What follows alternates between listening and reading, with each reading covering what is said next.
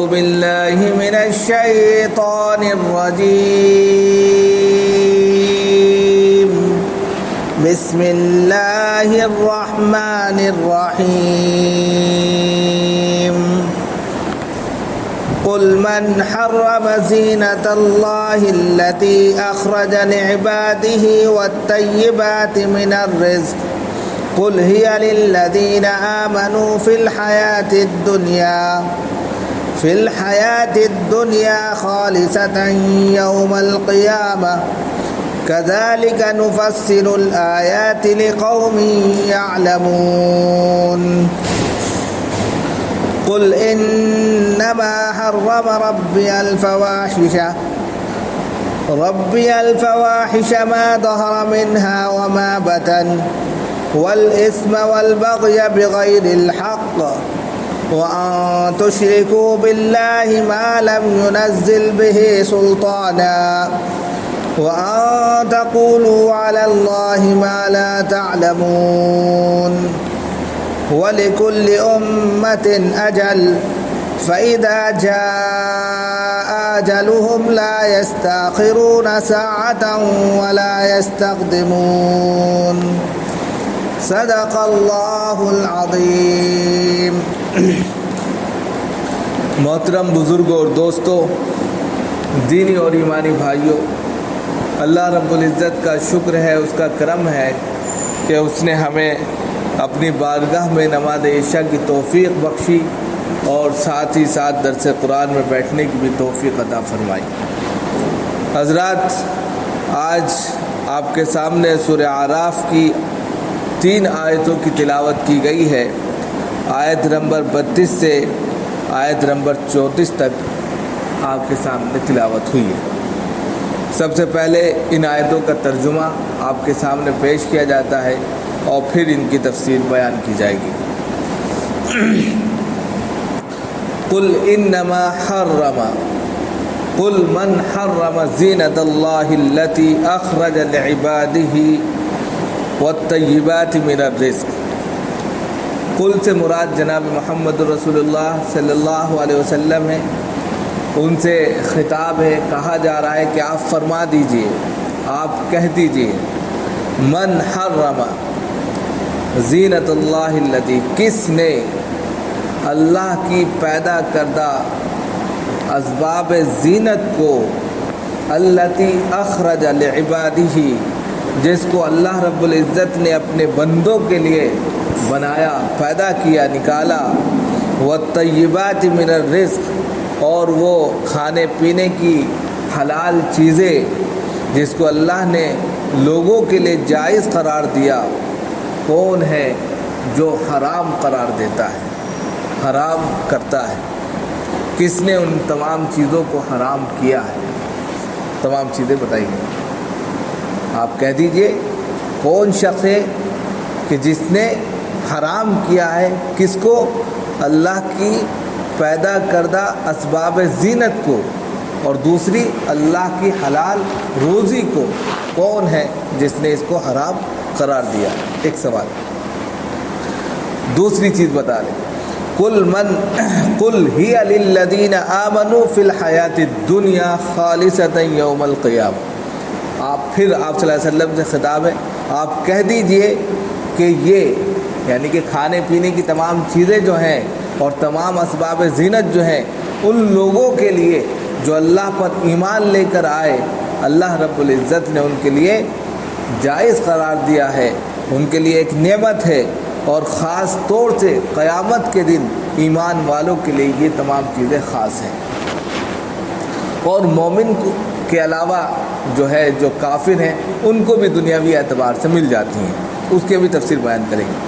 کذالک نفصل الآیات لقوم یعلمون. اور اسی طریقے سے ہم اپنی آیتوں کو، یعنی اللہ تعالیٰ کہہ رہے ہیں، ہم آیتوں کو کھول کر ان لوگوں کے سامنے جو عقل رکھتے ہیں، سمجھ رکھتے ہیں، سمجھدار ہیں، کھول کر بیان کرتے ہیں تاکہ وہ سمجھ جائے کہ یہ ساری چیزیں اللہ نے ہی پیدا کی ہیں اور انسانوں کے لیے بنائی گئی ہیں. پھر دوسری بات، قل انما حرم ربی الفواحش ما ظہر منها وما بطن. آپ کہہ دیجئے، آپ فرما دیجئے کہ میرے رب نے فحش گوئی کو، فحش باتوں کو جو کھلم کھلا ہو رہی ہوں، ما ظہر منہا جو کھلم کھلا اعلانیہ طور پر ہو رہی ہوں، وما بطن اور جو پوشیدہ طور پر چپکے چپکے ہو رہی ہوں، ان کو حرام قرار دیا ہے۔ والاسم والبغی بغیر الحق اور ان چیزوں کو حرام قرار دیا ہے کہ جو گناہ کی باتوں کو اور ناحق کسی پر ظلم کرنے کو، ان چیزوں کو اللہ رب العزت نے حرام قرار دیا ہے۔ وَأَن تُشْرِكُوا بِاللَّهِ مَا لَمْ يُنَزِّلْ بِهِ سُلْطَانًا اور اس چیز کو میرے رب نے حرام قرار دیا ہے کہ اللہ کے ساتھ کسی بھی چیز کو شریک کیا جائے، ساجی ٹھہرایا جائے، جس کی اللہ نے کوئی دلیل، کوئی سند نہیں اتاری۔ آپ خواہ اللہ کے ساتھ کسی اور کو شریک کر لیں، اس کو حرام قرار دیا ہے۔ وَأَن تَقُولُوا عَلَى اللَّهِ مَا لَا تَعْلَمُونَ اور اس چیز کو حرام قرار دیا ہے کہ اللہ کے ذمے ایسی ایسی باتیں گڑو، کہو جس کا تمہارے پاس علم تک نہیں ہے، اور تم اللہ کے لیے نہ جانے کیا کیا کہہ رہے ہو۔ تو یہ تمام چیزیں حرام ہیں۔ پھر اس کے بعد کہنے ہیں کہ وَلِكُلِّ أُمَّةٍ أَجَلٌ ہر گروہ کا، ہر امت کا، ہر قوم کے لیے ایک میعاد متعین ہے، ایک مقررہ وقت ہے۔ فَإِذَا جَاءَ أَجَلُهُمْ جب وہ متعینہ مدت، میعاد متعین آ جاتا ہے، لَا يَسْتَأْخِرُونَ سَاعَةً وَلَا يَسْتَقْدِمُونَ تو پھر کوئی بھی قوم اس ایک لمحے بھر کے لیے نہ آگے جا سکتی ہے نہ پیچھے ہٹ سکتی ہے، پھر اسی وقت اس کو دبوچ لیا جاتا ہے، اٹھا لیا جاتا ہے، گویا کہ اس کا خاتمہ ہو جاتا ہے۔ تو یہ آیتیں تھیں جن کا یہ ترجمہ پیش کیا گیا۔ اب کس ضمن میں یہ ترجمہ پیش کیا جا رہا ہے، تفسیر کے نقطہ نظر سے اس کو دیکھتے ہیں۔ تو یہاں پر سب سے پہلے کہا گیا کل من حرم زینت اللہ التی، بات دراصل چل رہی تھی لباس کی، اس سے پہلے جو آیتیں ہیں لباس کی باتیں چل رہی تھی۔ لباس کے تعلق سے کہا گیا تھا، دو باتیں آئی تھی کہ ایک تو وہ لباس جو ہے جب وہ کعبہ کا طواف کرتے تھے کفار مکہ تو لباس نہیں اختیار کرتے تھے، لباس پہنتے ہی نہیں تھے۔ وہ کہتے تھے کہ جن کپڑوں میں ہم گناہ کرتے ہیں، گندے کام کرتے ہیں، ان کو پہن کر ہم کیسے طواف کر سکتے ہیں، اس لیے وہ برہنہ طواف کرتے تھے، بالکل ننگے طواف کرتے تھے۔ اللہ رب العزت نے اس طرف کہا کہ یہ صحیح نہیں ہے۔ دوسرے نماز کے تعلق سے کہا گیا کہ گندے ہو کر مسجدوں میں مت آؤ، بے ڈھنگے ہو کر مسجدوں میں مت آؤ، بلکہ جب نماز کا وقت ہو تو زیب و زینت اختیار کرتے ہوئے، جس طرح تم شادی بیاہوں میں پارٹیوں میں جاتے ہو تو اچھے بن کر جاتے ہو، دلہا بن کر جاتے ہو، اسی طرح اللہ کے گھر میں آؤ، صاف ستھرے ہو کر آؤ، تاکہ نماز میں تمہیں مزہ آئے۔ بات یہ چل رہی تھی۔ اب کچھ لوگ ایسے تھے کہ جنہوں نے اپنے اوپر لباس کو حرام قرار کر دیا تھا، یعنی کہ لباس ہم نہیں پہنیں گے، حالانکہ اللہ نے تو کہا تھا کہ زیب و زینت اختیار کرو۔ اس سے پہلے یا بنی آدم خذوا زینتکم عند کل مسجد، یہ لفظ استعمال کیے تھے، لیکن ان لوگوں نے خود اپنے سے کیا کہہ دیا تھا، ہم زیب و زینت اختیار نہیں کریں گے، ننگے دڑنگے پھرتے تھے۔ اسی طریقے سے جس طرح وہ ننگے رہتے تھے، اسی طریقے سے انہوں نے کچھ کھانے کی چیزوں کو، پینے کی چیزوں کو بھی حرام کہہ دیا تھا۔ کہ مثال کے طور پہ آپ جو کھانے کھاتے ہیں، پاکیزہ کھانے، جس کو اللہ رب العزت نے طیبات سے یہاں پیش کیا ہے کہ ہم نے جو طیبات، عمدہ کھانے ہیں، پاکیزہ کھانے ہیں، اس میں مشروبات بھی ہیں، اس میں پکوان بھی ہیں، ان کو حلال قرار دیا امت کے لیے، لوگوں کے لیے، تاکہ وہ اس سے فائدہ اٹھائیں اور ہماری بھکتی کریں، عبادت کریں۔ اب اس میں سے کچھ لوگوں نے کہا نہیں بھائی کھا نہیں سکتے۔ مثال کے طور پہ آپ جو ہے گوشت کھا سکتے ہیں، اب آپ نے اپنے طور پر کہا کہ پیر کے دن ہم جو ہے بریانی نہیں کھائیں گے، اپنے سے آپ نے مرغے کی نہیں کھائیں گے۔ جیسے آپ نے دیکھا ہوگا کہ ہمارے غیر مسلم بھائی جو ہے منگل کے دن جو ہے گوشت نہیں کھاتے، انڈا نہیں کھاتے، تو سارے دن تو برابر ہے بھائی، آپ منگل کے دن نہیں کھا رہے لیکن بدھ کے دن کھا رہے، دبا کے کھا رہے، تو یہ کیا بات ہے؟ گوشت تو گوشت ہے، آپ اس کو سوچیے کہ بھائی اگر آپ نے جو ہے بدھ کو کھایا، جمعرات کو کھایا، جمعے کو کھایا، سنیچر اتوار کو بھی کھایا اور پیر کو بھی کھا لیا، لیکن منگل کو آپ کیا ہو گئے؟ شدھ ہو گئے، یہ کوئی کانسیپٹ ہوگا؟ تو اپنے طور پر انہوں نے جو ہے اپنے لیے یہ لازم کر لیا کہ ہم منگل کو نہیں کھائیں گے۔ اسی طریقے سے کفار مکہ میں کچھ لوگ ایسے تھے کہ وہ ٹوٹل کھانے کو انہوں نے کہا تھا اس کو کھائیں گے نہیں، حرام ہے یہ، حالانکہ وہ جائز تھا، وہ بالکل تمام چیزیں جائز تھی، لیکن انہوں نے کہا یہ نہیں کھائیں گے۔ یا اسی طریقے سے شراب پہلے جیسے کہ جائز تھی، حلال تھی، اور پھر بعد میں اللہ رب العزت نے حرام قرار دے دی، تو جب وہ جائز تھی تب کہتے تھے نہیں پئیں گے، اور جب وہ حرام ہو گئی تو کہیں گے پئیں گے، الٹا کر دیا۔ تو یہ تمام چیزیں جو جائز تھیں اس کو ناجائز کہہ دیتے تھے، حرام قرار کر دیتے تھے اپنے اوپر کہ ہم نہیں پئیں گے، اور جو حرام ہوتی تھی اس کو جائز کر لیا کرتے تھے۔ جس طریقے سے انہوں نے خود بخود یہ کانسیپٹ بنا لیا تھا کہ جن کپڑوں میں ہم گناہ کرتے ہیں انہیں پہن کر ہم طواف نہیں کر سکتے، اسی طرح انہوں نے کھانے پینے کی چیزوں کو بھی اپنے اوپر حرام کر لیا تھا۔ اسی کو یہاں پر کہا کہ آپ کہہ دیجئے ان سے کہ کون شخص ہے جو اللہ کی پاکیزہ چیزوں میں، جس کو اللہ نے اپنے بندوں کے لیے پیدا کیا ہے، حرام کہتا ہے، اس کو حرام کر دیا اس نے۔ اب کس میں حرام کر دیا؟ کہ سب سے پہلے تو وہ جس کو اللہ نے اسباب زینت بنایا، لباس، انسان کے جو قابل احترام اعضاء ہیں ان کا ڈھانکنا، ان کا چھپانا ایسے بھی اس کے احترام کے لیے ضروری ہے، ورنہ سب لوگ اگر ننگے ہو جائیں تو کس طریقے سے انسان کی زندگی ہو، اس کا ذہن، اس کا دماغ کسی طرح پرسکون نہ ہو، پریشان رہے، وہ ایک دوسرے کو دیکھے تو کیا دیکھے۔ تو اس گندگی سے بچانے کے لیے آپ نے دیکھا ہوگا یورپ میں سب ننگے ہیں، سب گندگیوں میں ملوث ہیں۔ تو اس معاشرے میں جس میں ہر انسان جو ہے ننگا ہو جاتا ہے، پھر ان کی ذہنیت، ان کا دل ہر اعتبار سے سیاہ ہو جاتا ہے، اثر ہی نہیں ہوتا پھر اس کو۔ ان کو پھر یہ پتہ ہی نہیں کہ دنیا میں آنے کا مقصد کیا ہے، دنیا کے میں جانے کا مقصد کیا ہے، ان کو کچھ نہیں پتا۔ ان کو بس یہ پتہ ہے کہ دنیا ایک مستی کی جگہ ہے، جتنا چاہو گدر مچا لو، جتنی چاہو مستی کر لو، بس اس کے بعد کچھ نہیں۔ پھر وہ یہ سوچتے ہیں، لیکن اسلام اس چیز کی طرف دعوت نہیں دیتا۔ اسلام تو ایک مکمل نظام حیات ہے، وہ تو زندگی کو اس طور پر پیش کرتا ہے کہ ایک ایک لمحے کا حساب ہوگا، ایک ایک چیز کے بارے میں پوچھا جائے گا۔ آپ کی زندگی کامیاب زندگی تبھی ہوگی جب آپ کے ذہن میں، آپ کے دل میں، آپ کے دماغ میں یہ ہوگا کہ اللہ ہم سے کل پوچھے گا زندگی دی تو کہاں اس کو صرف کیا، زندگی دی تو کس طریقے سے اس کو یعنی کہ اس سے فائدہ اٹھایا اور دوسروں کو فائدہ پہنچایا، یہ ساری چیزیں پوچھی جائیں گی۔ تو اسباب زینت اختیار کرتے تم نے اپنے آپ کو ننگا کر دیا۔ اب خدا کے گھر میں جو پوتر ہے اس کے اندر اپنے آپ کو ننگا کر کے لے جاؤ، جہاں عبادت کی جا سکتی ہے، انسان کا ذہن ویسے ہی خراب ہو جائے، ان کے ذہن میں یہ چیز نہیں آتی۔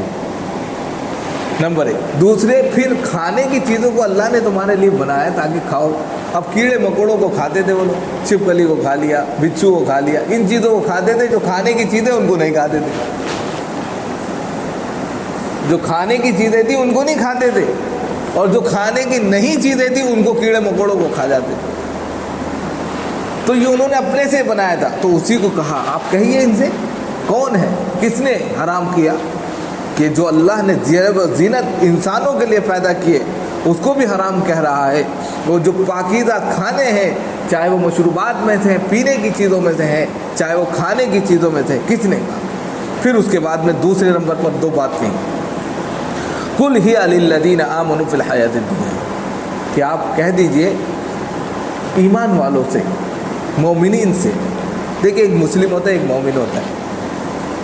مومن وہی ہے جو اس کی زندگی اللہ اور رسول کے بتا ہوئے طریقے پر گزر رہی ہے۔ مسلم وہ ہے جو کسی مسلم گھر میں پیدا ہو گیا لیکن اس کی ایکٹیویٹی اللہ اور اس کے رسول کی نہیں ہے، وہ بس نام کا مسلمان ہے لیکن اس کی ایکٹیویٹی تو مسلم ہے ہی نہیں، تو وہ مومن نہیں ہو سکتا۔ مسلم تو ہو سکتا ہے، اس لیے کہ کل مولود یولد علی الفطرہ، ہر بچہ فطرت اسلام پر پیدا ہوتا ہے. تو اس اعتبار سے وہ مسلم تو ہے لیکن مومن نہیں ہے. مومن کے لیے ضروری ہے کہ اس کے دل میں ایمان ہو, اقرار ہو, تسلیم ہو, اور پھر اس کی ایکٹیویٹی اسلام والی ہو, یعنی اللہ اور رسول کے بتائے ہوئے طریقے پر چلنے والی زندگی ہو, تو وہ مومن ہوتا ہے. اسی لیے یہاں پر مومن کی قید لگائی, مسلم کی قید نہیں لگائی. کہ آپ کہہ دیجئے ان لوگوں سے جو ایمان لے کر آئے, انہوں نے تسلیم کیا, زبان سے اقرار کیا کہ اللہ ایک ہے, اس کے علاوہ کوئی معبود نہیں, جنہوں نے یہ تسلیم کر لیا, ان کے لیے دنیاوی زندگی میں بھی ان نعمتوں سے فائدہ اٹھانا ہے. یعنی اللہ نے بے شمار زندگی کے اندر بے شمار نعمتیں رکھی ہیں, اس دنیا کے اندر بے شمار نعمتیں اللہ نے انسان کے لیے رکھ دی, تو دنیاوی زندگی میں بھی وہ مومن اس سے فائدہ اٹھائیں گے, اور مومن کے ساتھ کافر بھی فائدہ اٹھائیں گے. یہ کہنا چاہتے ہیں آپ, کیونکہ آگے جو لفظ استعمال کیا ہے خالصۃ یوم القیامہ, اس میں صاف واضح کر دیا ہے کہ قیامت کے دن یہ تمام نعمتیں جو ہوں گی صرف ایمان والے کے لیے ہوں گی, کافر کے لیے نہیں ہوں گی. بالکل واضح کر دیا, خاص طور سے کہا کہ دنیاوی اعتبار سے تو مومن بھی فائدہ اٹھا رہا ہے, غیر مسلم کفار کافر بھی فائدہ اٹھا رہا ہے جو اللہ کا انکار کر رہا ہے. اور بسا اوقات ایسا محسوس ہوتا ہے, ہم دیکھتے ہیں کہ دنیا میں کافر ان تمام نعمتوں سے زیادہ فائدہ اٹھا رہا ہے. تو اس پر چھوٹا دل کرنے کی ضرورت نہیں ہے, اس لیے کہ یہ دنیا کافر کے لیے جنت ہے اور مومن کے لیے قید خانہ ہے. کافر کے لیے یہی دنیا ہے, اس کے بعد اس کا کوئی حصہ نہیں ہے. یہاں پر وہ جتنا چاہے کھا پی لے, لیکن قیامت میں اس کو ایک ذرہ برابر نہیں ملے گا. پھر اس کو صرف جہنم کا چہرہ دیکھنا ہے, اس کا ایندھن بننا ہے, اس کو جلنا ہے, تڑپنا ہے. اس لیے یہاں پر کہہ دیا کہ مومن کو ہم دیں گے ان نعمتوں میں سے, لیکن کافر بھی اس سے فائدہ اٹھائیں گے. اس لیے کہ اللہ رب العزت کی صفت دو ہے, ایک رحمان ہے اور ایک رحیم ہے. تو رحمان کی جو صفت ہے وہ عام ہے دنیاوی اعتبار سے, مومن کے لیے بھی رحمان ہے وہ, اور کافر کے لیے بھی رحمان ہے وہ. لیکن رحیم کی جو صفت ہے وہ آخرت کے لیے, مومن کے لیے خاص ہے, اس میں کافر کا حصہ نہیں ہے. تو اس لیے دنیا میں اگر آپ یہ کہیں کہ کافروں کو بے شمار مل رہا ہے, وہ اللہ کا انکار کرتے ہیں, تب بھی دبا کے توڑ رہے ہیں, کھا پی رہے ہیں, ایسا کیوں؟ بھائی ان کے لیے وہ بھی تو اللہ ہی کے بندے ہیں, وہ بھی اللہ کے بندے ہیں, اللہ دے رہا ہے, لیکن صرف دنیا میں دے رہا ہے, آخرت میں نہیں. مومن کے لیے کیا, ان اللہ اشتری من المؤمنین انفسهم واموالهم بان لهم الجنہ, کہ مومن کے جان کو, اس کے مال کو اللہ نے جنت کے بدلے خرید لیا. اب مومن کو دنیا میں مل گیا, بہت اچھی بات ہے, نہیں ملا آخرت میں تو ملے گا, اور وہ کیا ہے, جنت ہے. اور جنت اگر کہتے ہیں کہ رائے کے دانے کے برابر اگر انسان جو ہے ایمان بچا کر لے گیا, اس دنیا سے بڑی جنت مل جائے گی.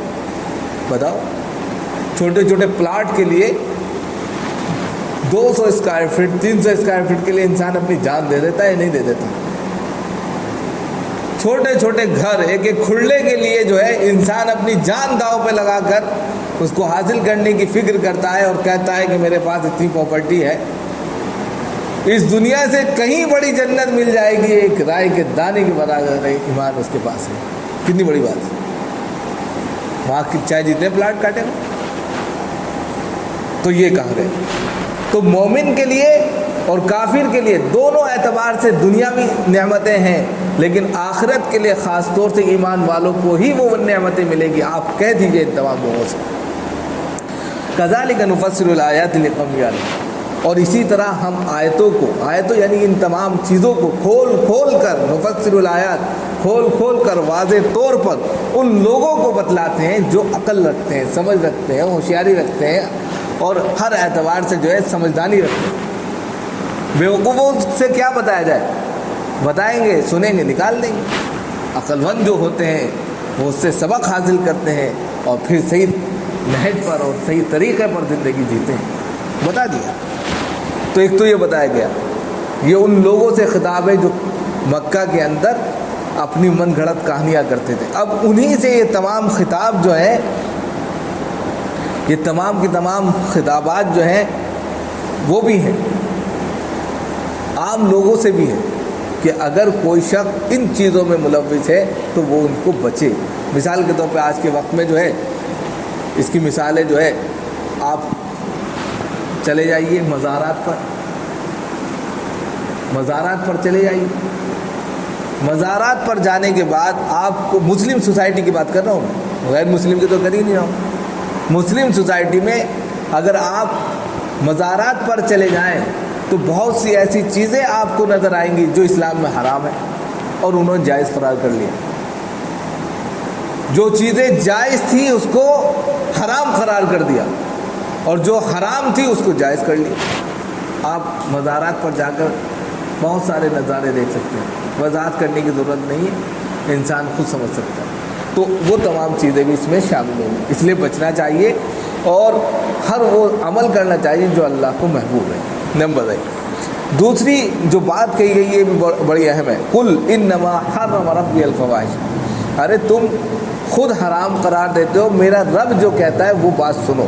پھر کہا گیا آپ کہہ دیجئے, فرما دیجئے کہ میرے رب نے فحش گوئی کو حرام قرار دیا ہے. فحش گوئی سے ما ظہرا منہا وما بطن, جو اعلانیہ طور پر ہو رہی ہو یا چوری چھپ پہ ہو رہی ہو, چھپ چھپ کر. اب یہ کیا ہے؟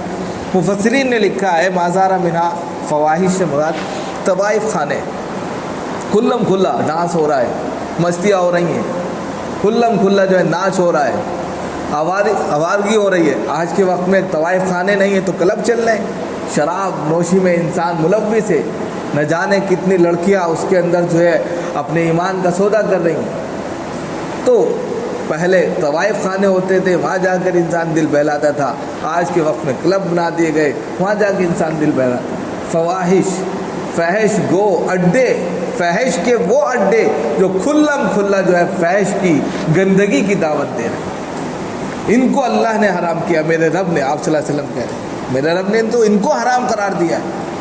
دوسرا مطلب ما ظہر منہا فحش کے اڈے, اور وما بطن سے مراد جی ایف وغیرہ, یعنی گرل فرینڈ جس طرح کہتے ہیں. آج کے وقت میں نوجوان طبقہ جو ہے لڑکیوں کا شکار ہو گیا ہے, یعنی کہ موبائل پر یا اسی طرح دوستی یاری کر لیتا ہے کسی لڑکی سے اور چوری چھپے اس سے ملتا ہے, چوری چھپے اس سے جو ہے باتیں کرتا ہے, کوئی دیکھ نہ لے, اس کو اپنا ڈر بھی ہے. تو یہ وما ظہر منہا وما بطن, یعنی چوری چھپے جو فحش کر رہا ہے وہ کھلم کھلا ڈانس کلب میں نہیں جا رہا ہے, بلکہ کسی جگہ باغ میں, پارک میں, بہت سی جگہ جا کر جو مل رہا ہے. ایک تو دو مطلب ہو. تیسرا مطلب اس سے یہ ہے کہ آج کے وقت میں ابھی پاکستان کا جو واقعہ آیا بالکل سامنے, ابھی چند دن کا ہے, کہ باپ نے اپنی بیٹی سے نکاح کر لیا. فحش یہی ہے کہ وہ محرم لوگ جن سے نکاح کرنا حرام تھا اسلام کے اندر, باپ بیٹی کا کبھی رشتہ نہیں ہو سکتا, یہ فحش ہے, حرام ہے. ابھی پاکستان کے اندر چند دن پہلے ایک باپ نے اپنی بیٹی سے نکاح کیا. قرآن دیکھیے 1400 سال پہلے ضرور آیا ہے, لیکن ہر وقت کے لیے یہ جو ہے میسیج دیتا رہتا ہے, سندیش دیتا رہتا ہے.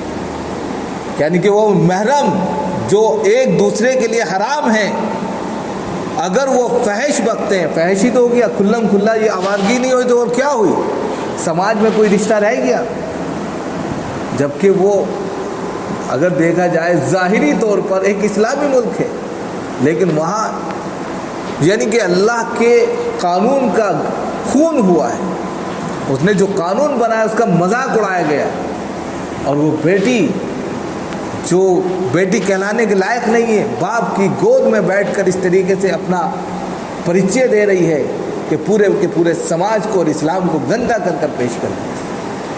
ان تمام چیزوں کو اللہ نے حرام قرار دیا ہے, اس کو حرام کہیے آپ. یہ فحش بالکل مفسرین نے اس کو بھی لکھا ہے کہ محرم جس سے نکاح نہیں ہو سکتا تھا اس سے آپ جو ہے نکاح کر لیں, حرام ہے, فحش ہے اعلانیہ طور پر.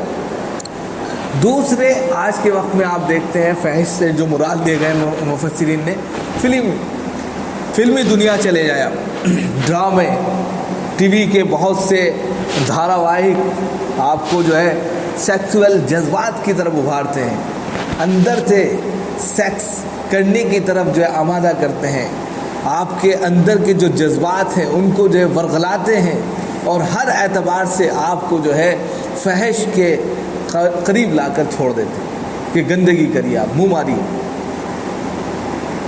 ٹی وی چینل ہو گئے، یوٹیوب چینل ہو گئے، یا ایسے اخبارات ہو گئے، یا میگزین ہو گئیں، یا اس طرح کی فوٹوز ہو گئیں، یا اس طرح کی سوشل سائٹ جو چلتی ہیں، ویب سائٹ جو چلتی ہیں، وہ تمام چیزیں اس کے اندر فحش میں آ گئیں۔ دیکھیے کتنے وقت پہلے یہ میسیج دیا تھا، اور آج کے وقت میں ہو بہو اگر دیکھا جائے ایک ایک چیز بالکل ایسی ہے کہ جیسے آج لکھی جا رہی ہے۔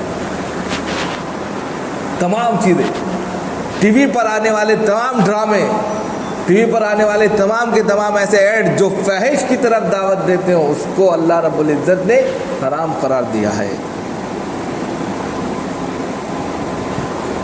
وما بتا والاسم، اسم کہتے ہیں گناہ کو، سمجھ گئے نا، مازار من وما بطن، فحش دونوں چیزوں کو، والاسم والبغی، اسم کہتے ہیں گناہ کو، گناہ کہتے ہیں سب سے بہترین تعریف جو کی ہے گناہ کی حضرت امام ابو حنیفہ نے کی ہے، جو دل میں کھٹکے گناہ ہے بس۔ سب سے آسان سب سے پیاری تعریف ہم کو یہی لگی ہے کہ دل میں اگر کھٹکے، مثال کے طور پہ آپ کا دل ادھر ادھر ہو گیا، یعنی کہ آپ یہ چاہتے ہیں کہ یہ بات میرے ساتھی کو نہیں پتہ چلے جو میرے بغل میں بیٹھا ہے، سمجھ جائیے گناہ۔ جو دل میں کھٹکا پیدا کر دے اور ادھر ادھر دیکھنے پر مجبور کر دے، سمجھ جائیے گناہ ہے۔ ہم یہ بات کر رہے ہیں، کھلم کھلا بات ہو رہی، لیکن ہم اگر کوئی ایسی بات کریں جس میں ہم یہ دیکھیں ادھر دیکھیں ادھر دیکھیں، کوئی تو دیکھ تو نہیں رہا ہے، تو سمجھ جائیے وہ گناہ، بالکل آسان۔ اب انسان کہیں بھی ہو، کسی بھی جگہ ہو، اگر اس کے دل میں کھٹک پیدا ہو رہی ہے کہ کوئی دیکھ لے تو کیا کہے گا، گناہ ہے۔ اس چیز کو اللہ نے حرام قرار دیا۔ والبغی بغیر الحق، اور ناجائز طریقے پر ظلم و زیادتی کو حرام قرار دیا۔ ناجائز کیا مطلب؟ بھائی کا حق مار لیا، کسی کا پیسہ لیا تو واپس نہیں کیا، کسی کی زمین ہڑپ لی، کسی کی دکان میں ڈکیتی ڈال دی، تمنچے کی نوک پر کسی سے جو ہے مال گھسیٹ لیا، یا اسی طریقے سے جو ہے تمام ایسی چیزیں جو ناجائز امور میں آتی ہیں، ظلم و زیادتی پر آتی ہیں، اس کو بھی اللہ نے کیا کیا ہے، حرام قرار دیا۔ بالکل واضح طور پر کہہ دیا کہ یہ چیزیں حرام کی ہیں، تم الٹی سیدھی چیزیں حرام کر رہے ہو۔ جو چیزیں حرام نہیں کی ہے تم وہ کر رہے ہو، حرام جو چیزیں ہیں ان کو جو ہے کھلم کھلا کر رہے ہو، یہ چیزیں حرام ہیں۔ اور پھر کہا وَأَن تُشْرِكُوا بِاللَّهِ مَا لَمْ يَأْذَن بِهِ سُلْطَانٌ، کیونکہ وہ اللہ کے ساتھ میں ہزاروں دیوی دیوتاؤں کو مانتے تھے، اور مکہ کے اندر خود انہوں نے 360 بت رکھے ہوئے تھے۔ تو اسی کو کہا کہ اللہ رب العزت نے اس بات کو حرام قرار دیا ہے کہ اللہ کے ذمے، اللہ کے ساتھ تم جو ہے کسی کو شریک ٹھہراؤ کہ اس کا کوئی ساجی، اس کا کوئی ہمسر ہے، برابر ہے، اللہ کو گردانو، جبکہ اللہ نے اس کی کوئی دلیل بھی نہیں اتاری۔ وہ تو لم یلد ولم یولد، اللہ نے تو یہ کہا ہے اللہ الصمد لم یلد ولم یولد، نہ وہ کسی کا باپ ہے نہ وہ کسی کا بیٹا ہے، وہ تو بے نیاز ہے، اس کا کوئی ہمسر نہیں ہے۔ اب تم اللہ کا ہمسر بنانے لگو، اللہ کا شریک ٹھہراؤ، جو باتیں جو سجدہ اللہ کو کرنا تھا وہ تم دیوی دیوتاؤں کے سامنے اور پتھروں کے سامنے گر کر مانگنے لگو، اس کا حق دوسروں کو دے دو، تو یہ اللہ نے حرام قرار دیا۔ اب اس میں مزارات بھی آ گئے، قبروں پر جا کر جھکنا، اس پر لیٹ جانا، چادر چڑھانا، منتیں مانگنا، روزے رکھنا، اگربتیاں جلانا، ساری چیزیں اس کے اندر آ گئی، حرام ہے، کیونکہ اس کی کوئی دلیل نہیں ہے۔ اللہ تعالیٰ نے تو یہ کہا ہے کہ اگر کوئی شخص میرے علاوہ کسی اور کو شریک کرتا ہے تو میں اس کو اور اس کے شرک کو چھوڑ دیتا ہوں، اور جب قیامت کے دن میں کہوں گا کہ اپنے جس کو میرے ساتھ شریک کیا تھا اسی سے جا کر اس کا بدلہ لے لو۔ اب وہاں کوئی ہو گئی، کس سے بدلہ لے گا؟ اللہ نے تو چھوڑ دیا، تو اس لیے بچنا چاہیے، یہ حرام ہے۔ وَأَن تَقُولُوا عَلَى اللَّهِ مَا لَا تَعْلَمُونَ، اور اس چیز کو حرام قرار دیا ہے کہ اللہ پر من گھڑت باتیں کہہ رہے ہو جس کا علم بھی تمہارے پاس نہیں ہے، یعنی اللہ کو آپ ایسے ہی بول رہے ہو، کہ اللہ ہے ہی نہیں، اللہ ہے تو کیسا ہے؟ لیس کمثلہ شیء، قرآن نے کہا ہے کہ اس جیسا کوئی ہے ہی نہیں۔ اب تم اپنے سے اس کی تصویر بنا لی ہو، تصویر میں عجیب و غریب ہاتھ لگا دی ہو، شیر پر بٹھا دی ہو، 3-4 اس کے اندر تلواریں گھسا دی ہو، پھر اس کو جو ہے ایک عجیب و غریب شکل دے دی ہو، جیب باہر نکال دی ہو، موٹی موٹی آنکھیں کر دی ہو، کوئی دیوی بنا دی ہو تو کسی کو جو ہے دیوا بنا دی ہو، سمجھ میں نہیں آتا کہ اللہ کی کوئی تصویر ہو سکتی ہے؟ کوئی ایشور، کوئی بھگوان کی تصویر ہو سکتی ہے؟ نہیں ہو سکتی۔ قرآن نے خود کہا لیس کمثلہ شیء، اس جیسا تو کوئی نہیں ہے، لیکن تم نے من گھڑت باتیں بنا دی، اللہ کو پتہ نہیں کیا کیا کہنے لگے، اور علم بھی نہیں رکھتے اس کے بارے میں، اور کہہ رہے یہ حرام ہے۔ اس سلسلے میں باتیں نہ کرو جس کے بارے میں تمہیں معلوم نہیں۔ اور پھر لوگوں کو سمجھانے کے لیے کہا وَلِكُلِّ أُمَّةٍ أَجَلٌ، ہر قوم کا، ہر گروہ کا، ہر امت کا ایک متعینہ وقت ہے، یعنی کہ اس دنیا کے اندر ہر قوم، سینکڑوں قومیں آئیں چلی گئیں، سب کا ایک مقررہ وقت تھا۔ جس طرح ایک ڈیٹ ہوتی ہے، ایکسپائر ڈیٹ ہوتی نا، اتنے سے اتنے وقت میں یہ دوائی کام کرے گی، اس کے بعد بیکار۔ اسی طریقے سے انسان کا ایک متعینہ وقت ہے، اتنے سے اتنے وقت میں کام کرے گا، اس کے بعد ریٹائر، ختم، اور پھر آخر میں وہ دنیا سے چلا جاتا ہے۔ وَلِكُلِّ أُمَّةٍ أَجَلٌ، ہر امت کا، ہر گروہ کا، ہر قوم کا ایک متعینہ وقت ہے، میعاد متعین ہے، وقت مقررہ ہے۔ فَإِذَا جَاءَ أَجَلُهُمْ، جب وہ متعینہ مدت پوری ہو جاتی ہے یا وہ وقت آ جاتا ہے، فَلَا يَسْتَأْخِرُونَ سَاعَةً وَلَا يَسْتَقْدِمُونَ، پھر بندہ نہ آگے بڑھتا ہے نہ پیچھے ہٹتا ہے، ایک لمحے میں جھٹک لیا جاتا ہے۔ اور اس کو آپ نے دیکھا ہوگا، شداد کا وہ واقعہ یاد کیجیے کہ جنت بنوائی اس نے دنیا کے اندر، اور اس کو دیکھنے کے لیے جا رہا تھا۔ اللہ رب العزت نے کہا، اس نے اللہ سے دعا بھی کی تھی کہ میری موت ایسے موقع سے آئے کہ نہ رات ہو نہ دن ہو، نہ اندر ہو نہ باہر ہو، یعنی بیچ میں مجھے موت آئے۔ تو اللہ نے کہا ٹھیک ہے۔ تو جب وہ جنت جو شداد نے بنوائی تھی افریقہ کے جنگلات میں، آج بھی اس کے بہت سے نشانات ملتے ہیں، وہ دیکھنے کے لیے جب جس کو جا رہا تھا، جب وہ بن گئی تو اس کی روح ایک دم، کیونکہ وقت مقرر آ گیا، میعاد متعین اس کی ختم ہو چکی، فوراً فرشتوں کو حکم ہو گیا، اور جیسے ہوا تو اس نے جب ان کی روح کو قبض کیا تو نہ ایک لمحہ آگے ہوا نہ پیچھے ہوا، وہیں کہ میں دبوچ لیا، نہ دن تھا نہ رات تھی، نہ اوپر، نہ وہ اندر تھا نہ باہر تھا، بیچ ہی میں سے کھینچ لیا گیا۔ اب بتائیے اس سے بڑا محروم کون شخص ہو سکتا ہے جس نے دنیا میں جنت بنائی اور ایک لمحے کے لیے وہ دیکھ نہیں پایا؟ یہ ہے اللہ کی ذات، یہ اللہ کی قدرت۔